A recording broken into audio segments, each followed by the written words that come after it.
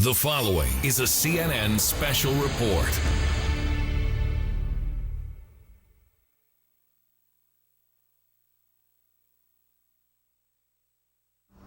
I'm Jada Pinkett Smith, and for the next hour, we're going to investigate something deeply disturbing and uncomfortable. We're going to take a hard look at the lives of girls and women trapped in the sex trade and explore the roots that lured them into the life they could have never imagined.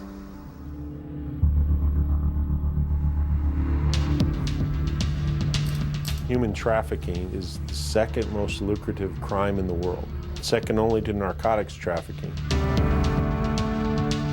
He's beat me, he's raped me. It's just like somebody paying for a slave. Human trafficking is real. This little girl, she's not just a bad kid. She's a kid that's been dealt a bad life.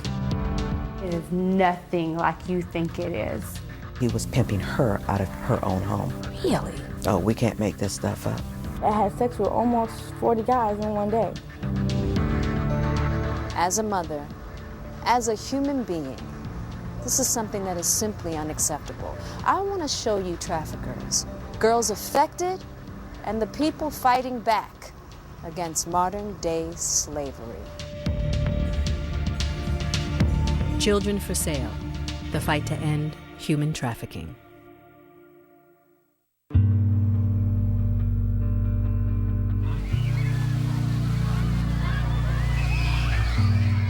Atlanta, Georgia. It's the heartbeat of the South. I was born and raised in Atlanta, been in Atlanta pretty much all my life. I love this city.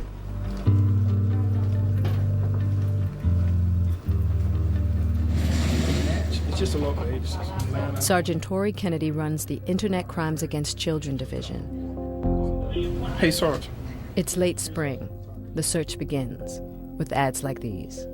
They use words like fresh, petite, and open 24 hours. Yeah, I've got the ads in there. Kennedy's team identifies the ads that look suspicious.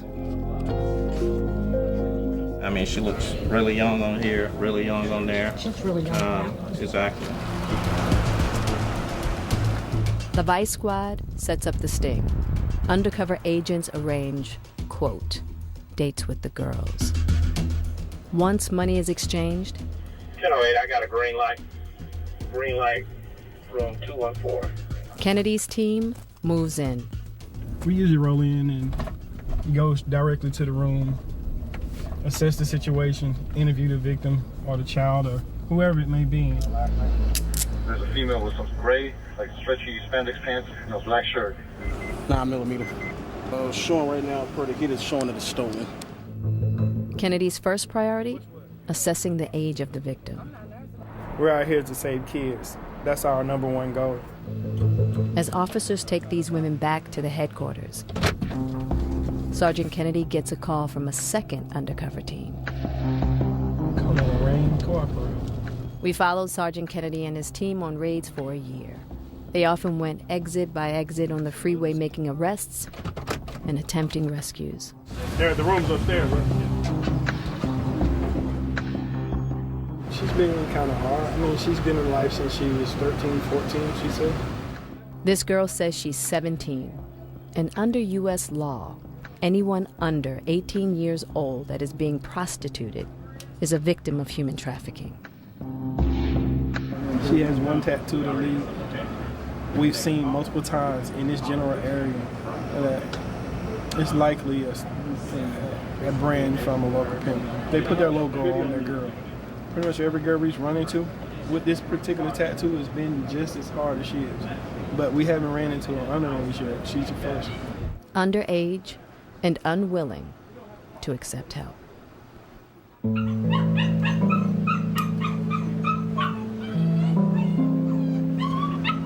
We want to treat her as a victim real bad.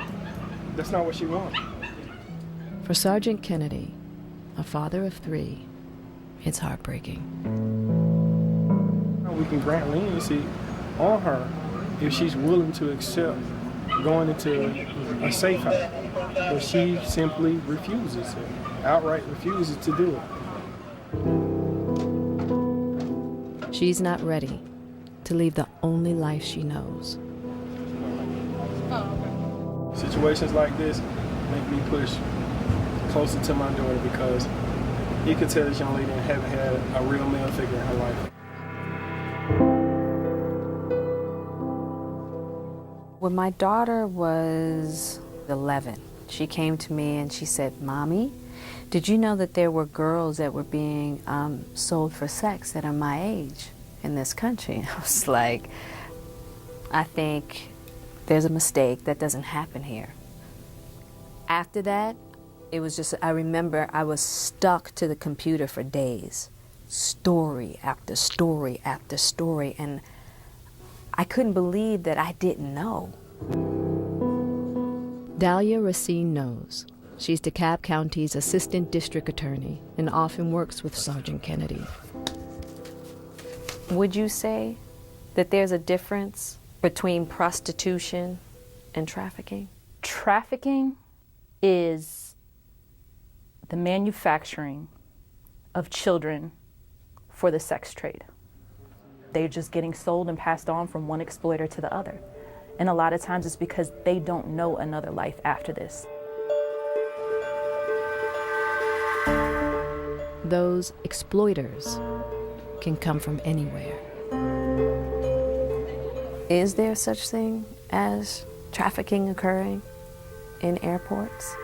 It is the world's busiest airport, which kind of lends to us then being one of the hubs, is because that man could get on that computer anonymously, say, "I'm coming in to go have sex with this child." He'll fly in on a 3 o'clock flight, meet the child at 6 o'clock, and be gone on the 8 o'clock. How are we to ever find them? How are we to ever know who they are?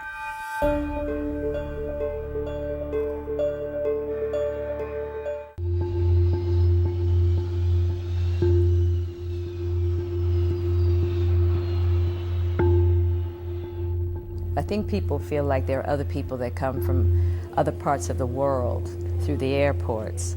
That constitutes for trafficking, that we're like a pit stop and then they go somewhere else. No. Our children here in the United States are being trafficked. Where does it start? How does it happen? Not how you think. It all begins in the house. It really does. Anique Whitmore is a forensic psychologist focused on understanding the minds of human traffickers and their victims. They're running away from a home that they're not valued. They're experiencing some sort of trauma in that home that they are not content with. They want to escape. And so they show them a good life, maybe for 2 days, and then they're in. Thirsty? Is that why you're doing that? You thirsty? Sasha Ray was born and raised in Florida. By the time she was 14, she was constantly being teased at school. What I got picked on a lot about was being black, like really, really dark skin, I guess. She felt alone, at home and at school. Sasha Ray says that's why, when an older classmate offered friendship, she jumped at it. I thought she was like my best friend because I could like tell her anything. And one day she asked if, I want to skip school, we're going to have fun, So we went to this barber shop. When I was there, she introduced me to these guys. Sasha Ray's new friend had just led her to the man who would eventually become her trafficker. They talked about how it was going to make money, how it was going to be easy, we didn't have to depend on nobody. And it was all sounding good and stuff, so I fell for it. Was there any kind of grooming process, like when this first started? Or it's just something that just happened and he was just expecting you to learn on the way? He slowly brought it on when we got closer, when he felt like he got closer to me. He usually did it out of the back of the barber shop. And he even had people that worked with the post office, mailman come in. Mailman came in and paid their money to him, came back there to me. This pimp was working out of a barbershop. Exactly. Where many folks go in all day long slapping hands and getting haircuts. So we have 3 A's and 1 B. Lisa Williams has heard stories like this before, far too many times. She founded Living Water for Girls, a safe house and rehabilitation facility for victims of human trafficking.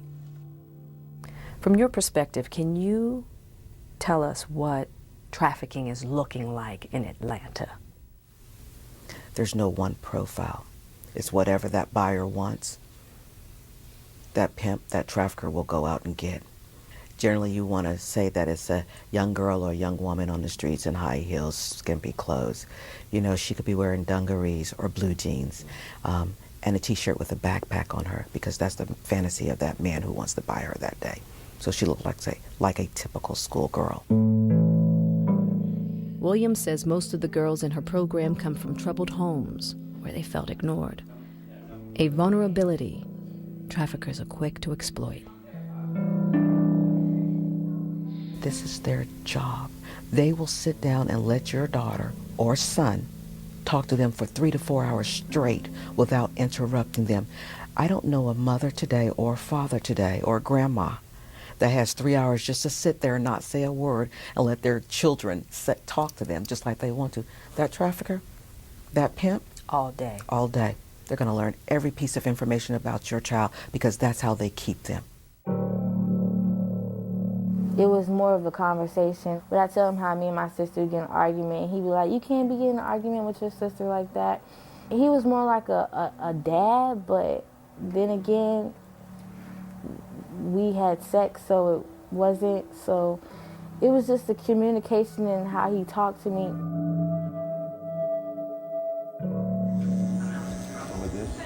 After gaining her trust, the trafficker began asking her for favors. He slowly put it on me like, I need you to do me a favor. I need you to make this money for me because I really need it. So I did. And then he was like, I love you for that. I love you so much. Da, da, da. And then he would slowly put 2, 3 more guys. And I got upset when I first realized what he was doing. But I kept doing it because he made me feel like I was special.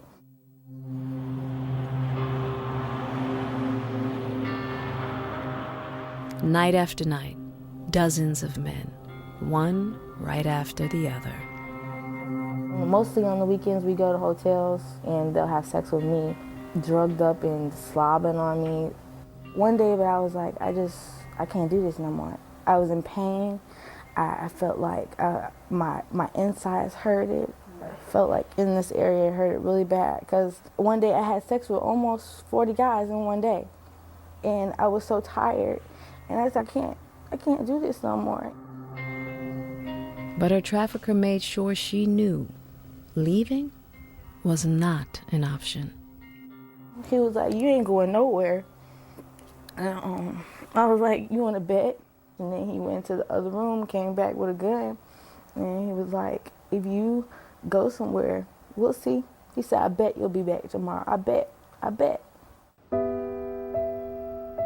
Sasha Ray says she found leaving more difficult than she planned. It wasn't just the threats he made. It was the psychological tactics he employed. When he wasn't threatening her, he acted like he loved her. It was just like that feeling of him like caring about me, but I knew he didn't. But I still went back.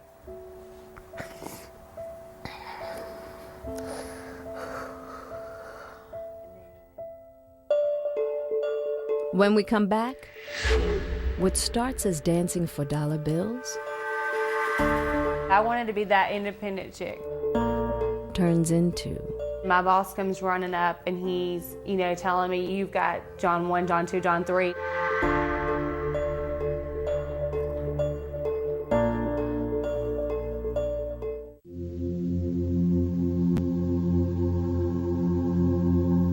Me coming up, an independent woman was about being educated, being able to stand on your own, and it shocked me that young women now feel like being an independent woman and getting that lifestyle you want, you get on that stripper pole.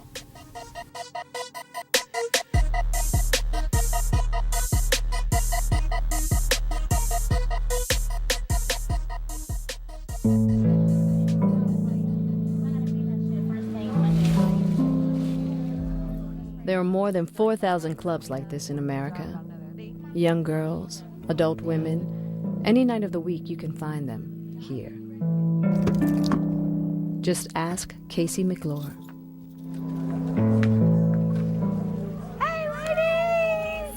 She was one of them. We're with an organization that works with women that are in the life, and I came from the life, and our team, we're here together just to kind of just offer our gift bags to you. Okay. Just want it, it's free, doesn't cost anything, and we just wanted to make sure you get one so you can choose which, I'm not sure what color you like, but you're able to choose.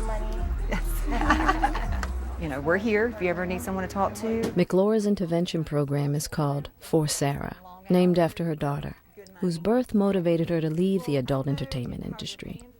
We're raising awareness about sex trafficking with girls and just letting them know that there's help out there. The owners of this club want no part of the trafficking business. Unfortunately, Rachel McCool didn't work in a club like that. I don't remember a time in my life where I didn't know what sex was. Rachel's journey into the life started very early. I do think that it does go back to being abused at a young age. And at the age of 7, I was actually introduced to pornography.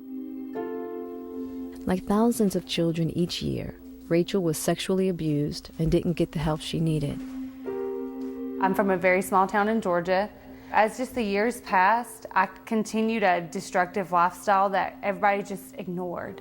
She's just rebellious, you know, she just has problems. Her destructive lifestyle soon landed her in a strip club.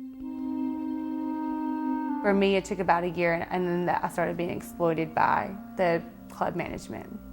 I was told, you can make more money this way. This way meant giving the men much more than a lap dance. The club that I worked at, I would tell anybody it's a modern day brothel. You come in and they would say, oh, I want a African American girl, I want a small girl, I want a girl who looks underage. Yeah, and they just come in and order what they want. What was the moment that you said, I'm done? I got to work and there was, I think, 3 men waiting on me. And my boss comes running up and he's, you know, telling me, you've got John 1, John 2, John 3, they're there. Rachel says that night was one of the worst, and the next morning was no better. I was like Walking Dead. I was gray. Right. I was used up. I was going to end my life that day. In her darkest moment, back at the strip club, volunteers from For Sarah walked in. One of them reached out to Rachel. She came over and she's like, hey girl, what's wrong? Because I was teared up. All she did was listen to me. I just felt drawn to her, and then before she left, she prayed for me. That night, Rachel left the life. Eventually, she enrolled in a center for trafficking victims called Wellspring Living. Looking back, she says she was lured into stripping, in part by how glamorous it seems in music and videos. I wanted to be that independent chick. Right. Like, I wanted to be that. Right. And I wanted to have a Louis, and I wanted to drive a Cadillac, and I wanted to have nice things. We can both agree that with what we see in the music videos and all the glorification of the independent chick and the stripper and all of that, what you're saying is that what they forget to tell you is the ugly side of it. Yes. Yes. Right. When they take the cameras off, how about filming them the next morning? Right. How about filming them then? Next. Something went wrong. This woman was a human trafficker. Well, she was duct taped and took to Alabama.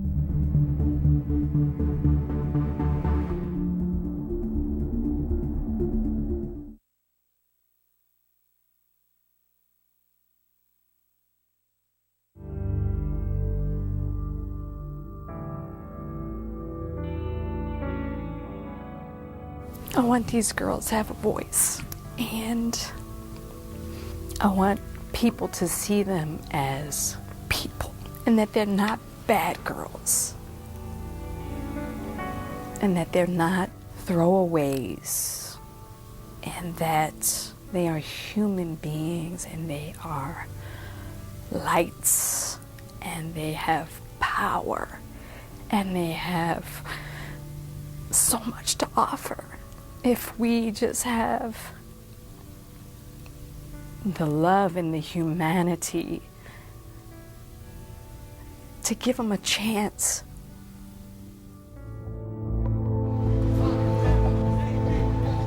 The unwritten rules of the streets can be as bewildering as they are brutal. This undercover footage shows a young woman arguing with a suspected exploiter. Who's the hoe? Hey, not over here, not over here. Hey, don't do that over here. Not over here. Other men sense her weakness and surround her. According to Rebecca, a trafficking survivor, a girl can be taken as property simply by making eye contact with one of these men. If you look at him, you can be taken from who you're with, and he can't do anything about it because you looked at another person.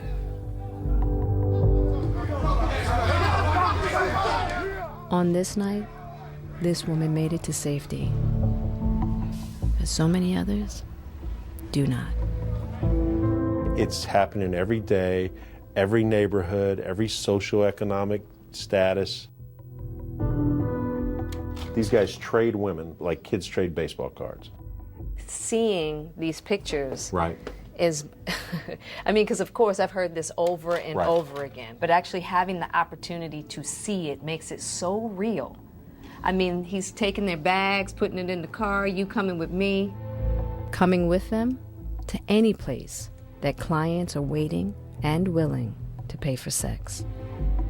One of the places they utilized was a field where a woman serviced over 50 men in a field. And people can say, well, nobody chooses to do that. Right. Victims are often tricked into doing these things. And it's not done on the demise, hey, come work for me. No. Hey, I'm a young, aspiring talent scout. You're beautiful. I like to shoot you and pass it on to some of my colleagues and see what we go from there. Sergeant Kennedy's heard it all. You know, they go by many names now, not just pimp or the trafficker, the boyfriend, talent scout, model, agent, whatever. Traffickers come in all descriptions, all ages, backgrounds, ethnicities, and they're not all men. Truth be told, she was actually involved in the recruitment of these girls. Kennedy is talking about this woman. We'll call her Katrina. She served 4 years in federal prison for trafficking other women. Katrina's path started with selling herself. I was dancing at a couple different strip clubs, and different men would approach me with different offers, and eventually I just took one of the offers, and over time just became numb and just continued to offer services. When did that begin for you? How old were you? 17. You were 17 years old. When did you actually get involved in trafficking other women? I was about 21. Okay. A few years later, I ended up meeting a guy who was supposed to provide driving services. Got it. And it just ended up evolving from there. Evolving into big money for Katrina and her partner, Solomon Mustafa. Tell me the amount of women that were working with you guys at once. Over the course of the time that I was working with him, I would say about 40. 40 women? How much money would you make a day? I think it would depend on how many females was working. With one, maybe 2,000. So if you had several women working at one time, you could make what? Tell me what a Between $3,000 and $5,000. $3,000 and $5,000. $5,000 in a single night is hard to imagine. But it's in line with a Justice Department study which found the average trafficker in Atlanta makes $32,000 a week. I'm trying to understand, but when I ask Katrina about one particularly brutal incident, she is evasive about the details. Something went wrong. Do you remember what went wrong? I remember. I want to say something. Maybe she said something or gave him a implication that she wasn't going to give out her money or something. The woman testified that Katrina and Mustafa struck her in the face, locked her in the closet, and then took her to Alabama. She was duct taped and took to Alabama, and with no intentions of working, just intentions of, I guess, getting rid of her. You said no intentions of working, just intentions of getting rid of her? She was left alive but abandoned, helpless, like so many victims of trafficking. What would you tell young women right now? What could they do to protect themselves? Just not put their stuff out there like that. Even something so simple as dancing at a club, as you think it's so simple. It's a breeding ground, and it's very tempting. I just wish I could have did something different. I wish I would have made different choices.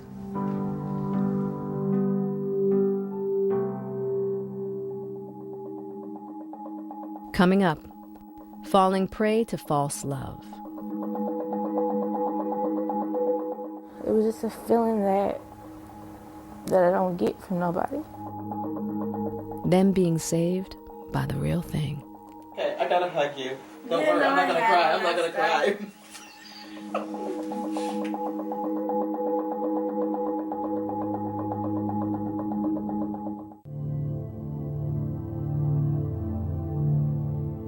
I always thank my mother. She was a single mom and she was young, and I didn't have a father. And I've suffered because of it. I've had to learn a lot, you know, and thank God I came across a man like Will who didn't take advantage of me. Because let me tell you something, when I look at these girls, I look at myself. I see myself. And that's, when I hear their stories, it affects me so much because I go, man, that could have been me. Man, that was me at one time. I know what that is.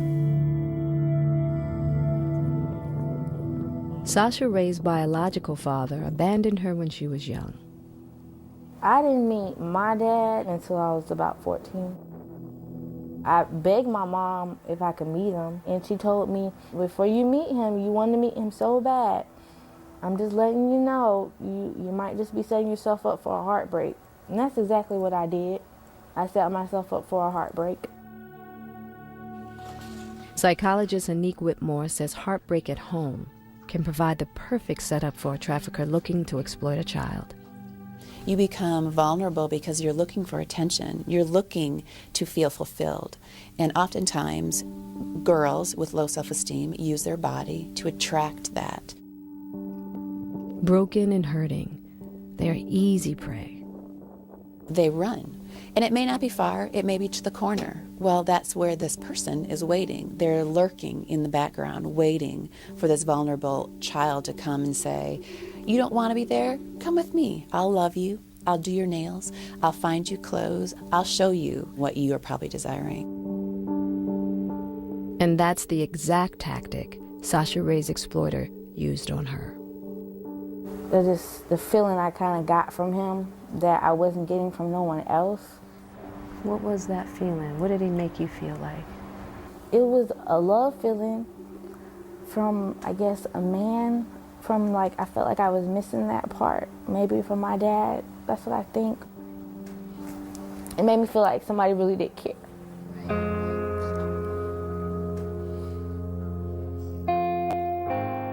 Lisa Williams knows what that feels like.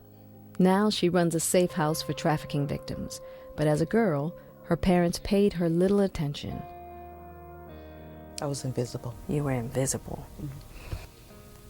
When I was talking to a lot of the young ladies yesterday, I got that same idea that there was this feeling of being invisible in their own homes. How much would you say that plays a part in this epidemic that we're dealing with right now?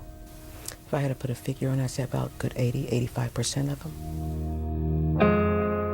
As a parent, I have to wonder, what can we do to keep our children safe?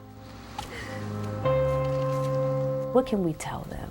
How to protect themselves from, you know, these men and these women who are so keen at finding their vulnerabilities.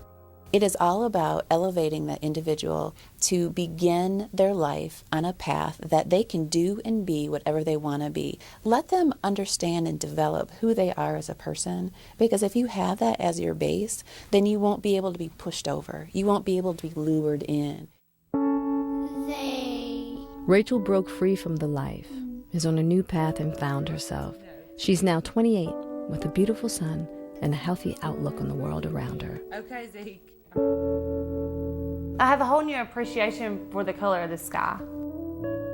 Because when you're an addict and when you're in bondage, you see everything as black and white, as gray. I didn't see the beauty of this world, this world we're living in. Yeah, there's a lot of hurt, and I understand that too, but there's a lot of beauty, and there's a lot of freedom.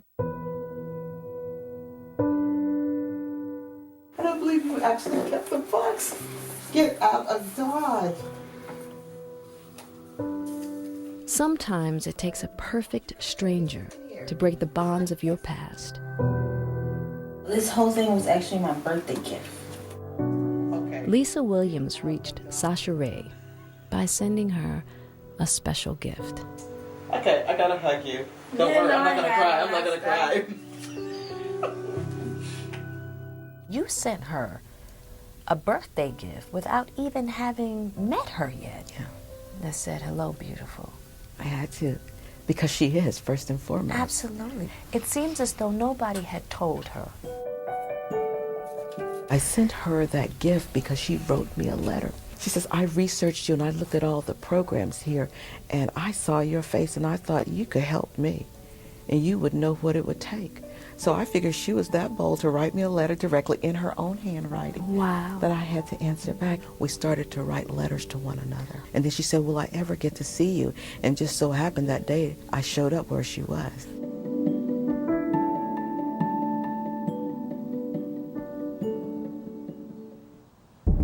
Coming up, finding a missing girl. Well, my concern is with a 14-year-old girl I've been looking for. Ooh, does she have red hair? Before it's too late. Send uniform to the back. Yeah, police search warrant. Search warrant.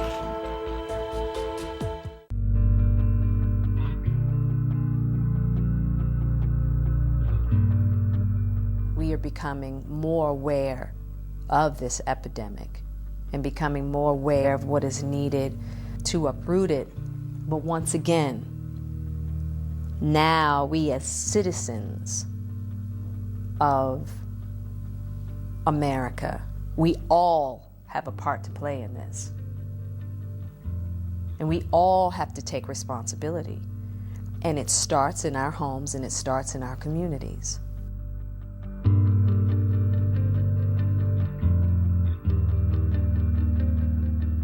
And it starts with people like Casey McClure. So this area right here, there's normally girls walking the street around this area. In January 2015, she led a tour of some of Atlanta's trafficking hotspots, and Georgia lawmakers saw for themselves. Tonight, local police are searching for a man wanted. So did local viewers watching the evening news. News about sex trafficking, including this woman. She feared her 14-year-old granddaughter might have been a victim of trafficking. She called McClure's hotline at Forsera, and a volunteer answered. She said, it's going to take a few days, but don't worry, we're going to find her, because if you saw it on the news and you called me, it was meant for you to find her. With a little research, they found her granddaughter for sale on the internet. Casey's volunteer called Sergeant Kennedy, and Kennedy's team started looking. Can you run this tag? Whatever comes out of the radio. They soon suspect a local trafficking ring may be involved. White skin black males and one heavy-set black female with long hair. That's them. That's both the males and the female. The description of the males we saw earlier, and one of them had short hair, one of them had gray. They track the suspects to a local bar. Okay, go ahead and put your hand behind your back for me. Interlace your fingers. No. Don't get on the ground. Stand up, my man. Stand up. Don't do this. Don't do this. Whose purse is that? That's my purse. There's a gun in it. That's not my gun. My concern is with a 14-year-old girl I've been looking for. You can help me out a real lot. You can take a girl off the street. Ooh, does she have red hair? No. She might, yeah. This suspect appears to cooperate. That might be her. I think I did see her. Where? But she's vague on the details. It was last week in the apartments. I think that's what it was. Okay. Is that her? Next stop, Kennedy's team searches the house of one of the male suspects. Send uniform to the back. Yeah, police search warrant. Search warrant. But the 14-year-old is not there. It wasn't what we wanted with the girl, but the 3 guns off the street definitely confirmed that they knew the girl, definitely confirmed that she was in there.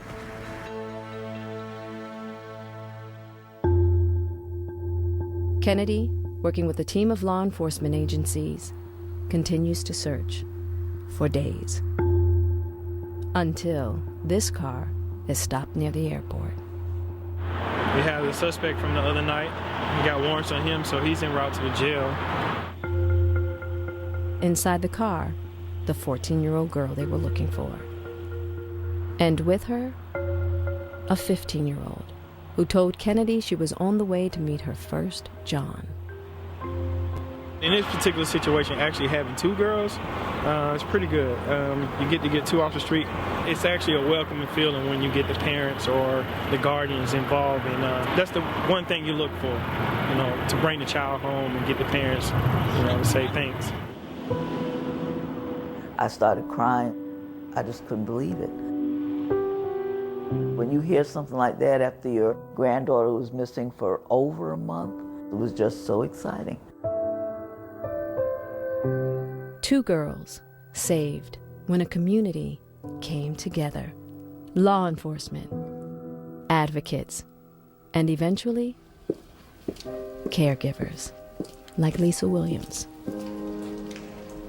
We tell them how beautiful they are from the inside out, and we make them believe it. And if they can't believe it, Jada, we believe it for them until they're able to latch on to it. I got that. Since graduating from Living Water for Girls, Sasha Ray's life hasn't been perfect. There you go. But she's working hard on her future. She now has a job and... You graduated from high school? I got my GED. Nice. How'd you feel about accomplishing that? The first person I called was Miss Lisa. I was like, oh my gosh, guess what? I graduated. And she was like, yes. And Sasha Ray knows she will have Lisa Williams behind her all the way. You said when you met Miss Lisa, you felt a love that felt better than that you felt from your exploiter. What makes Miss Lisa's love better? Just her, when you walk into a room, you'll just feel, you could be mad, just mad to the world. When you walk into a room, she just brightens because her smile. She's like, hey, beautiful. There's those words, really those words. Hey, beautiful. That just makes him dead to the situation.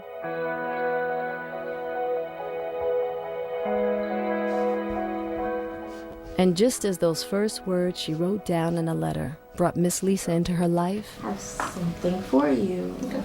Sasha Ray now has another message she'd like to deliver.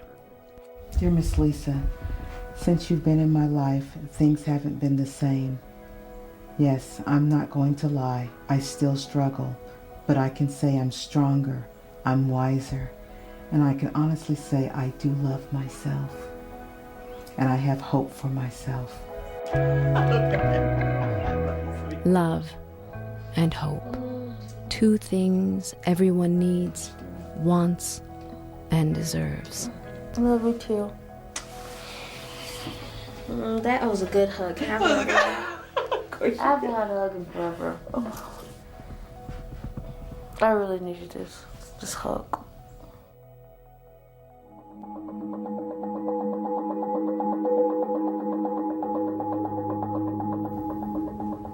Johns, tricks, pimps, the words are all wrong. People who are exploiting teenage boys and girls aren't pimps. They're human traffickers. And the people who are having sex with children aren't Johns or tricks. They are child rapists, pedophiles. So we should call them what they are. So you ask, what can you do? Well, you can talk to your kids about human trafficking. And if you need more information, go to cnn.com/freedom.